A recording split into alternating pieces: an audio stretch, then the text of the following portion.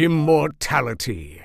In movies, kings are always searching for the secret to immortality. But is immortality really a good thing? To a 10-year-old boy, 1 year is the same as 10% of his life. To his 40-year-old mother, 1 year is merely 2.5% of her life. The same year, 365 days, can feel differently to different people. If we live until we're 82, that's about 30,000 days. If this boy lives for 30,000 years, a year to him could feel like a day. And if this boy's emotions sustain through the potential boredom of living for millions of years, he might become extremely lonely and sad, knowing he has and always will outlive everyone he has ever loved. But what if everyone were immortal? Well, first off, Earth is only so big, so where would we all live? No, excuse me, no, that's my face! Oh, stop it!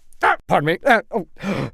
Tight in here. Do you remember what you did last year? What about when you were 5? How much of your past have you forgotten? If you're having trouble remembering what you did when you were 5, how will you remember what happened if you were alive 1,000 years ago? 1,000,000 years ago? We don't remember every single detail of our past because our brains have a limited capacity, and we replace useless memories like middle school locker combinations with relevant information. If this immortal boy finds a companion to fall in love with once every 100 years, he would have 10,000 girlfriends in 1,000,000 years. And how many of those 10,000 girls' names will he be able to remember? This changes what a meaningful relationship means, doesn't it? Another tricky thing about immortality, human beings have not always looked the same. This can be explained by Darwin's theory of evolution. For instance, if women find taller men more attractive, then more tall men would mate and have children, putting more tall genes in the gene pool. That means in the next generation, more children will have the genes to be taller. Repeat that process for 1,000,000 years, and the average height will be a lot taller than the average height today, assuming there's no natural disaster that wipes out all the tall people. Our ancestors were short, hairy apes. We still have body hair, but we don't look like apes anymore. If you're the only person who is immortal, while everyone else keeps evolving generation after generation, you will eventually look quite different than the people who surround you. Hi, how you doing?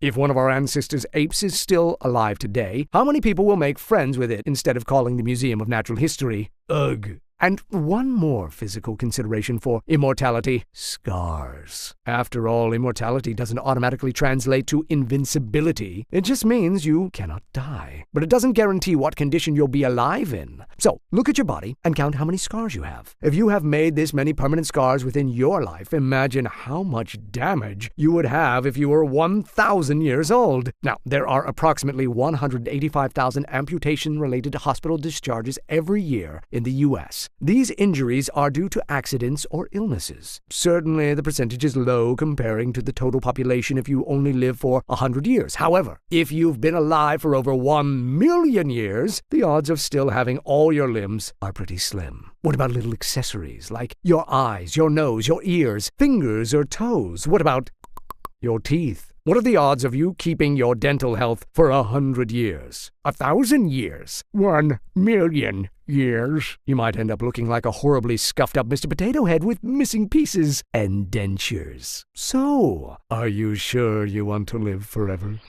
Now, which superpower physics lesson will you explore next? Shifting body size and content. Super speed. Flight. Super strength. Immortality. And invisibility.